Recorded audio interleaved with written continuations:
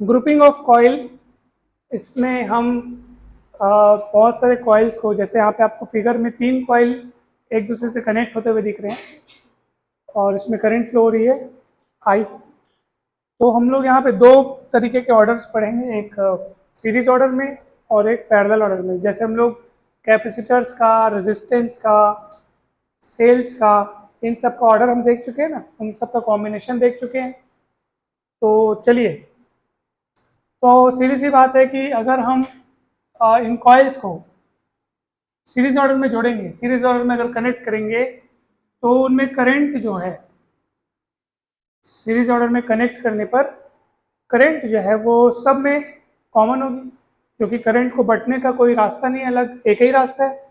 तो I current यहाँ से भी जाएगी, यहाँ से भी जाएगी, यहाँ से भी जाएगी, है ना। ये देखो, यही यही करंट यहाँ से जाएगी, वो यहाँ से भी और यहाँ से भी, और वो आई करंट वहाँ से वापस हो जाएगी। तो अब हाँ, मगर तीनों तीनों कॉइल्स के सिरों के बीच, यानी कि यहाँ पे पोटेंशियल ईएमएफ, यहाँ पे ईएमएफ, यहाँ पे ईएमएफ जो है वो अलग अलग होगा। तो इंड्यूस्ड ईएमएफ, तीनों कॉइल में जो इंड्यूस्ड ईएमएफ प्रोड्यूस होगा वो अलग अलग होगा। वो उनके सेल्फ इंडक्टेंस पर L1, L2, L3 पर डिपेंड करेगा। तो हम तीनों के लिए फॉर्मूला लिखेंगे तो कैसे लिखेंगे? तो अगर मेरे को इसके लिए लिखना हो तो मैं कैसे लिखूंगा, बताओ भला। तो लिखूंगा E1 is equals to minus L1 लिखूंगा, di/dt लिखूंगा। I को I1 नहीं लिखेंगे क्योंकि I सबके लिए कॉमन है, ठीक है। ये induced EMF in first coil, तीनों कॉइल में अपने अपने सेल्फ इंडक्टेंस के अनुसार उनमें अपना अलग अलग इंड्यूस्ड ईएमएफ प्रोड्यूस होगा। फिर दूसरे के लिए लिखूंगा तो क्या लिखूंगा, माइनस L2 di/dt। और तीसरे लिख के लिखूंगा तो, ठीक है। और अगर मान लीजिए कि मैंने ये तीनों का मिला करके जो रिजल्टेंट सेल्फ इंडक्टेंस होता होगा, मान लो वो है एस मतलब सीरीज ऑर्डर का रिजल्टेंट सेल्फ इंडक्टेंस होगा, और जो रिजल्टेंट ईएमएफ होगा वो होगा ES, और यहाँ लिखता हूँ di/dt, क्योंकि करंट तो आई ही रहनी है, ये होगा। ये तो फॉर्मूला शुरुआत Faraday's law of electromagnetic induction, जब पहला नियम पढ़े थे ना, तो उसमें ही आया था ये minus. Is directly proportional to, याद है, d∅dt। फिर कांस्टेंट लिए थे माइनस के, याद है आप सबको। तो माइनस क्या है, जो इंड्यूस्ड ईएमएफ है वो मैग्नेटिक फ्लक्स में चेंजेस होने का क्या करता है, अपोज करता है। लेंज लॉ पढ़े थे उसके बाद, जिसमें तुम 2 दिनों तक नहीं आई थी, वही वाला है ना, समझ में आ रहा है।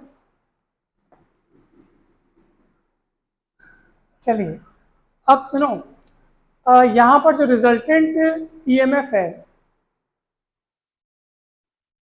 वो तीनों जो कॉइल हैं, तीनों कॉइल के सिरों पर जो ईएमएफ है उनके सम के इक्वल होगा।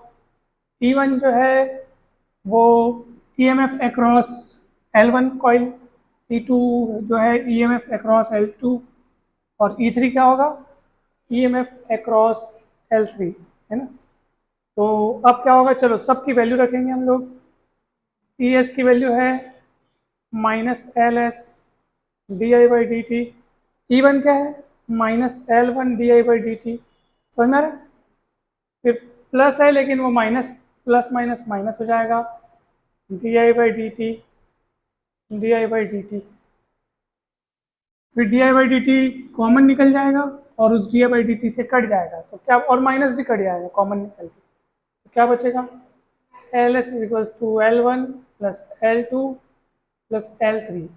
यानी जब सीरीज ऑर्डर में हम कॉइल्स को जोड़ते हैं तो जो रिजल्टेंट सेल्फ इंडक्टेंस है वो सभी कॉइल के सेल्फ इंडक्टेंस के सीधे सम के बराबर होता है। सीधा सम मतलब कि डायरेक्ट सम, कोई 1 अपॉन करने का यहाँ चकल्लस नहीं। समझ में आया कि नहीं आया ना, पक्का, कोई डाउट था? अब चलिए, अब हम देखते हैं, ये सीरीज ऑर्डर था, इन सीरीज ऑर्डर को देख लिए। अब हम पैरेलल ऑर्डर देख रहे हैं, पैरेलल ऑर्डर।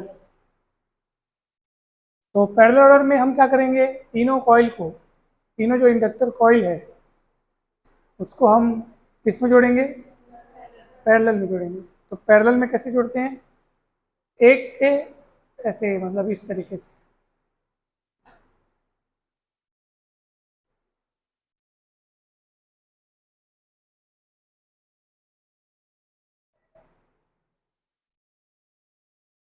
ठीक है, यहाँ से मेन करंट आई जाएगी, तीनों रास्तों में तीनों करंट बढ़ जाएगी, I1 I2 I3।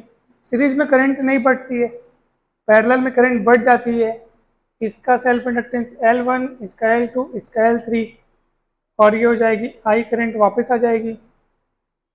समझ में आया कि नहीं, मगर क्योंकि तीनों कॉइल जो हैं वो इन्हीं दो कॉमन पॉइंट्स के बीच में जुड़े हुए हैं, इसलिए इन दोनों कॉमन पॉइंट के बीच में जुड़े होने के कारण तीनों में जो इंड्यूस्ड ईएमएफ है वो सेम होगा, कॉमन होगा।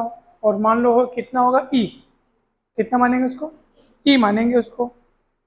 तो चलिए पहले वाले के लिए फॉर्मूला लगाते हैं, तो क्या होगा बताओ, E1, E1 2 का यहाँ कोई रोल नहीं है, सेम है ना। तो कितना होगा, माइनस L1 di1/dt। फिर क्या, फिर होगा, और क्या होगा यहाँ पे, दूसरे वाले में भी कितना होगा, L2, और तीसरे वाले के लिए भी यही लिखेंगे क्या, आया ना समझ में। यहाँ से di1/dt की वैल्यू निकालो,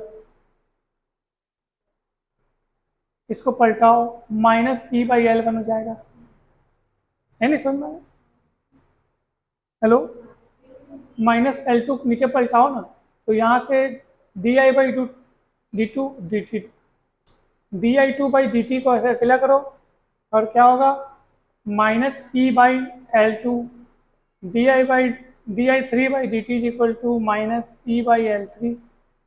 समझ में आया कि नहीं बताओ, कोई डाउट है क्या। अब देखो हियर, जो मेन करंट आई जो यहाँ से आपको मिल रही थी, टोटल करंट आई, वो यहाँ जा कर के 3 भागों में बढ़ गई है। यानी अगर हम उन 3 भागों को ऐड करें, हमको आई मिल जाएगा, है ना। आई के 3 हिस्से हैं, ये आई यहाँ से आ रही थी, उसी के 3 हिस्से हैं, ठीक है, कुमकुम्स।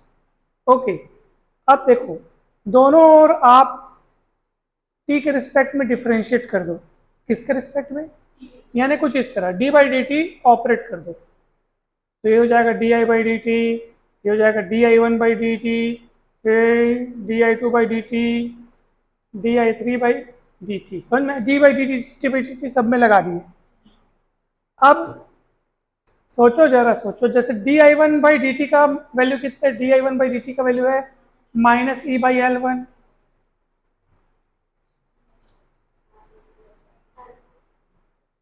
इसका वैल्यू कितना है -E/L2, -E/L1 ना, -E1 नहीं, E सब में कॉमन है ना, हाँ, तो E को E1 नहीं कहेंगे, तो E सब के लिए कॉमन है, कॉमन वो है EMF, इंड्यूस्ड EMF कॉमन है, क्या है, कॉमन है, कॉमन मतलब करेक्ट, ठीक है।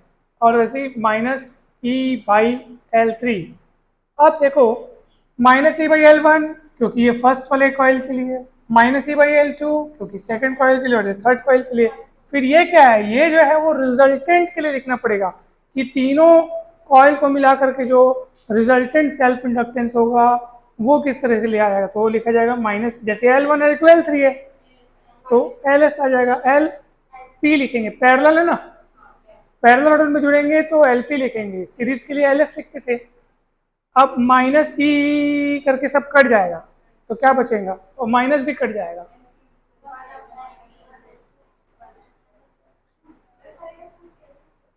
कहाँ प्लस, माइनस कॉमन निकल के कट गया, हाँ, माइनस माइनस माइनस कॉमन निकलेगा, फिर वो माइनस और ये माइनस कट जाएगा। ये ऐसा सोचो कि सब को हम लोग माइनस से गुणा कर रहे हैं, दोनों पक्षों में -1 से गुणा, किससे गुणा, तो -1 से गुणा करेंगे तो क्या हो जाएगा, minus minus plus, minus minus plus, minus minus plus, minus minus plus. Answer आ गया जी। देखिए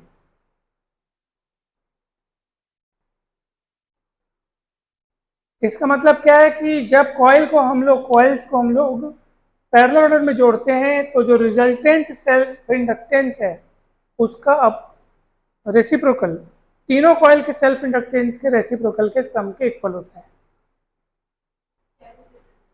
कैपेसिटर जैसे नहीं, रेजिस्टेंस जैसे, रेजिस्टर्स जैसे, रेजिस्टर्स याद है, रेजिस्टर्स हम लोग पढ़े थे ना। हाँ रेजिस्टर्स, ओके सिस्टर्स, रेजिस्टर्स। चलिए ये क्वेश्चन कंप्लीट होता है हमारा। कोई डाउट तो हो ही नहीं सकता, बहुत सरल था क्योंकि